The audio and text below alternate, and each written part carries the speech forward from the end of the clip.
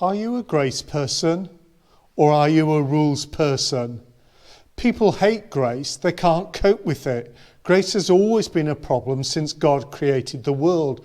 He's always lived by grace. He's always worked by grace. He's saved the world through grace. Grace is how God works. It's at the very core of his being.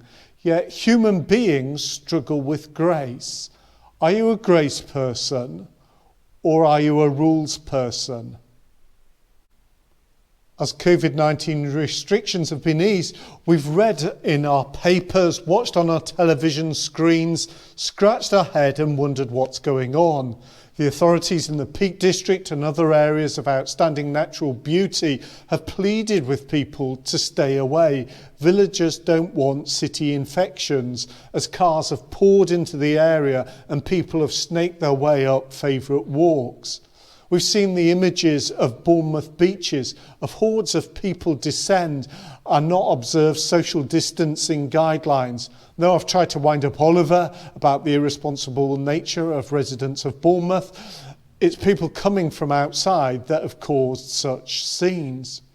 We've seen the pictures of revelry in Soho, and though churches aren't allowed to congregate and sing, and if they do congregate, everyone has to be responsibly distanced. Alcohol-fueled revelry, as predicted by so many, means there's no distancing and very vocal singing as part of the celebration of pubs opening.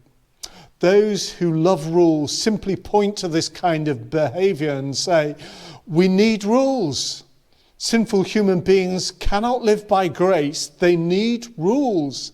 And just in case we point the finger at those in the Peak District, those on Bournemouth beaches, or those who turn out in Soho, we recognise that Richmond Council has asked motorists in this area to slow down because during lockdown, people have not observed the speed limit in this area. We're every bit as guilty or as sinful as our neighbour, and we are in need of rules. Yet God refuses to listen. He insists that his way is the way of grace. What people need is not more rules, but greater grace. And those of us who observe sinful human behaviour have a problem with grace because as rules are relaxed, people's behaviour appears to be more and more selfish and self-serving. Are you a grace person? Or are you a rules person? Romans 6 tackles two objections to grace. Look at verse 1. What shall we say then? Shall we go on sinning so that grace may increase? The objection is that grace seems to suggest that the more we sin, the greater we experience, or the greater the experience of grace is. Therefore, we should sin the more. Paul's response in verse 2 is, by no means.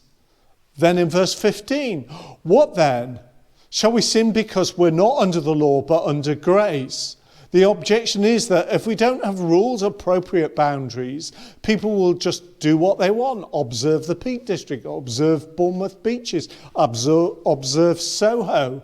Chaos. People need rules. Paul's response, by no means. All through the history of the church, all through the history of our relationship with God, people have struggled with grace. Most people have a problem with grace. And those that don't, most other people have a problem with their behaviour. Paul wants us to love grace, but not take liberties with grace. And I want us to unpack why there's no problem with grace as Paul deals with these two objections. So the first problem we need to deal with is the problem of increase. Paul writes, what shall we say then? Shall we go on sinning so that grace may increase? Paul has just written, cast our eyes back to chapter 5 and verse 20, but when sin increased, grace increased all the more. We've heard the stories, we've watched the testimony of hardened criminals, drug dealers, people caught up in all kinds of occultist activity in religion, and through God's amazing grace have been saved and delivered. There seems to be a religious fervour to them. They're gripped by grace that has been lavished upon them so that their lives are passionate for Jesus. And we've been so good. We've not gone off the rails. We've been brought up in respectable families. And we can feel so inadequate in comparison. It does not seem that we've been saved from very much, and our religious zeal is somewhat muted. Perhaps if we sinned a little more, jumped a red light, stole a traffic cone, or put some recycling in our neighbour's bin late at night when they weren't watching, perhaps we could appreciate God's grace a little bit more. If grace increases as sin increases, then we need to sin so much more in order that we experience grace more. By no means, says Paul. No, no, no. Grace changes everything. And grace does two things. Grace makes us dead to sin, and grace makes us alive to Christ. So firstly, grace makes us dead to sin. Grace stops us jumping red lights, stealing traffic cones, putting our recycling into our neighbour's bin, not because we obey the rules or societal norms, but because grace makes us dead to sin. We no longer have a taste for doing wrong. If you were given a week to live, what would you do? I once asked this to a lovely lady, and her answer completely surprised me. I'd have a cigarette. She smoked before she had children, gave up when she had children, and continued in her abstention once the children had left home. But a craving never left her. Grace breaks the desire to sin. And then Paul is going on in the next chapter to talk about the ongoing struggle with sin. He wants us to understand that as grace-filled people, we would not want to entertain the thought of sinning. The old life has been broken. And he uses the image of going down into the waters of baptism.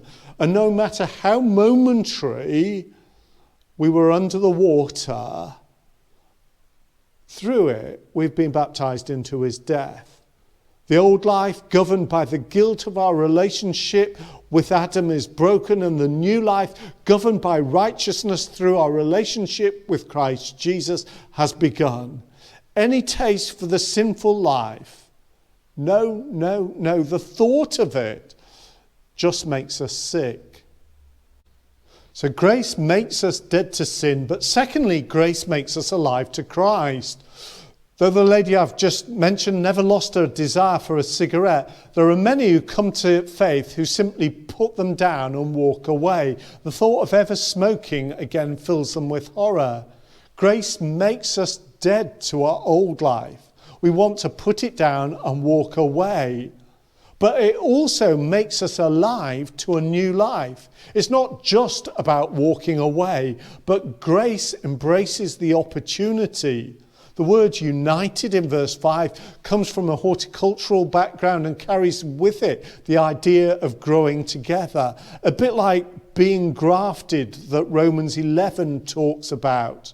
And that word is one where a plant is attached to another, and the life of the host plant feeds and nourishes and supports and sustains the plant that has been grafted on.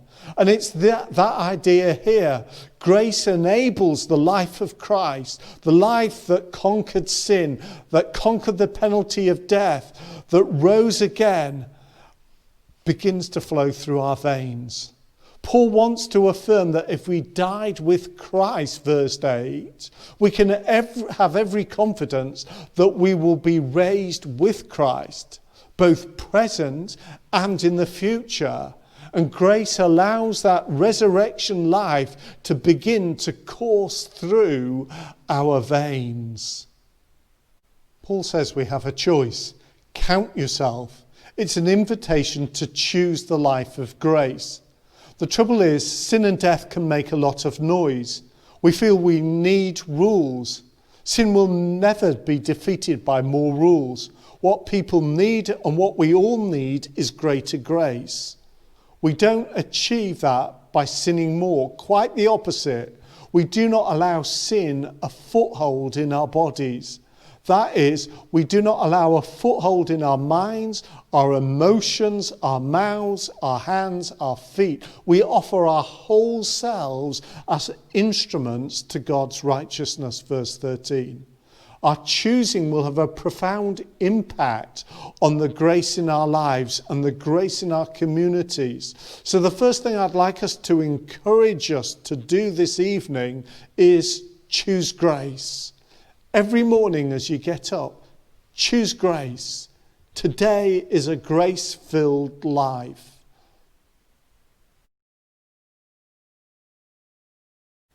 The second thing we need to deal with is the problem of boundaries. Paul writes, "What then? Shall we sin because we are not under the law but under grace?" The objection to grace is that if there are no rules, people will default to all sorts of selfish behaviour. Should we have made it or make it compulsory to wear face masks in public in the present pandemic? Now, how we respond to that question will depend on our societal values.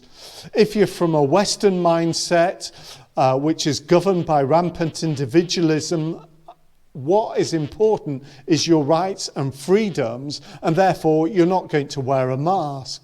If you're from some Eastern countries where the mindset is more governed by societal responsibility, have a duty of care to not pass on personal infection to others, you'll wear a mask. In the West, it's viewed as protection from catching. In the East, it's viewed as responsibility not to pass it on. If you see one of our Eastern friends wearing a mask, we shouldn't view them with suspicion, but feel deeply challenged by them as to what it really means in this modern pandemic to love our neighbours as ourselves. Grace does not rip up the rule book and throw it in the bin. Grace is deeply challenging of our sinful and selfish behaviour. Paul says that the Romans, verse 17, obeyed the form. Now, the teaching of Jesus and the apostles, Paul had not yet made it to Rome in terms of discipleship and ethical requirements of faith, and the principles that must guide believers in their relationship with each other and their world became in time so definite and fixed that you could go from one church to another and find the same pattern of behaviour. The law was fixed with very strict prohibitions. Grace also had its norms. Grace was not a free-for-all. The language Paul uses to describe this is really offensive.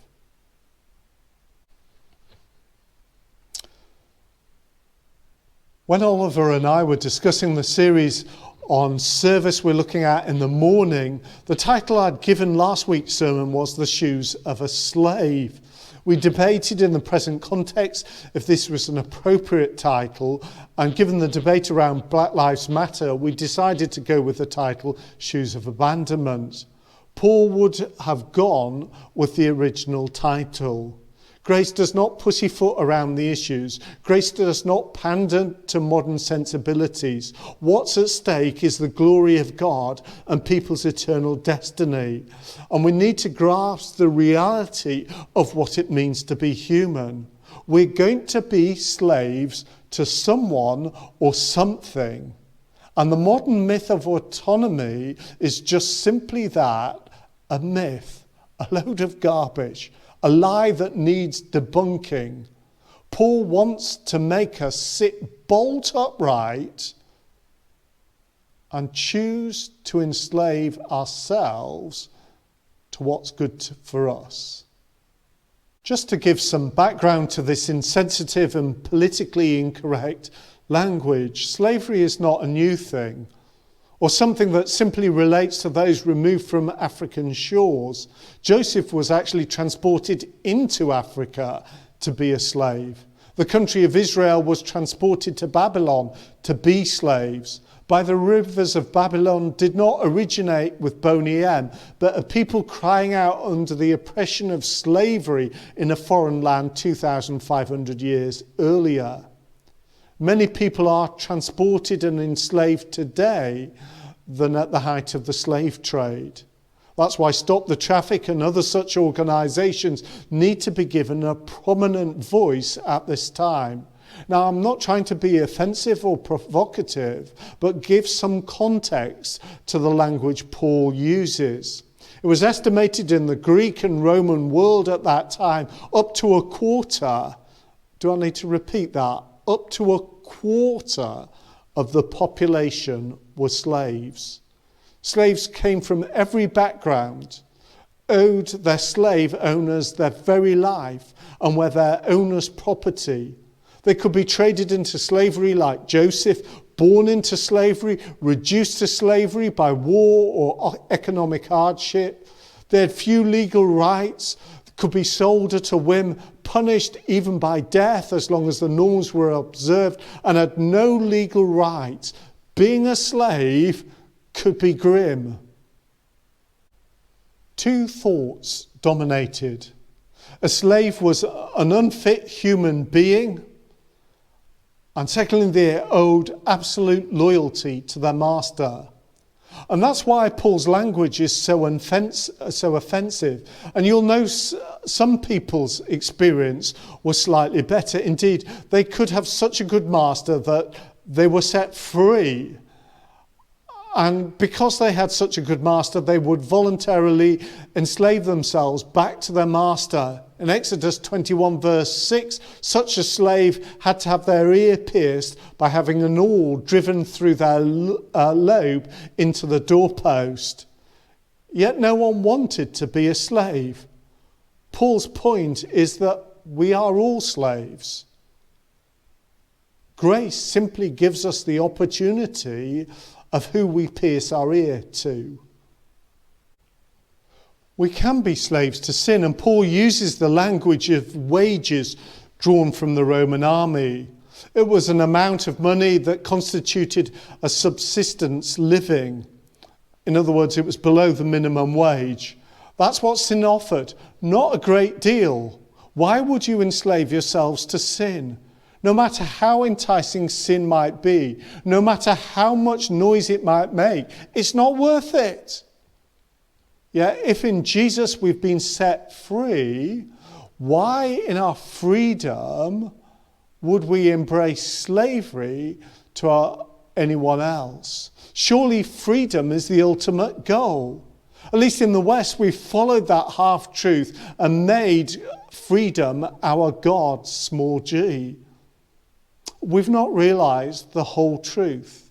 Jesus tells us a salutary story in Matthew 12:43 to 45. If you cast a demon out of a house and do not fill the house with something else, in due time it will be back with 7 of its friends. Nature abhors a vacuum, and you need to fill the vacuum with something else. If you set yourself free from one form of slavery, you will soon become the slave of someone or something else, and it will be an even worse slave master. So as Jesus sets us free, choose a good master. And Paul is using such forceful language because the Roman church, and indeed we, do not get it. He uses such a repugnant analogy so that we will see and make the stark choice. We have to choose a master.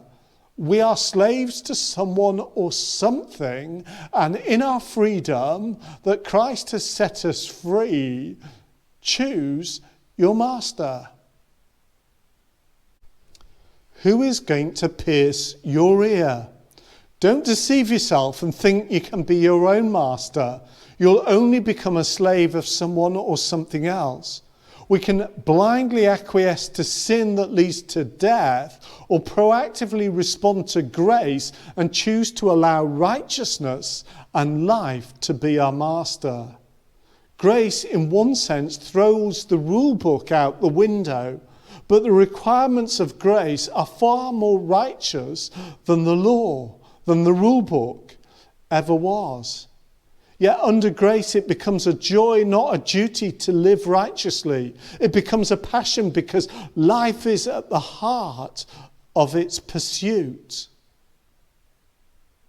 Sin is not a great master. Rules or the law are not a great master. The grace of our Lord Jesus Christ is. Choose God's grace that will stir our heart to live a righteous life.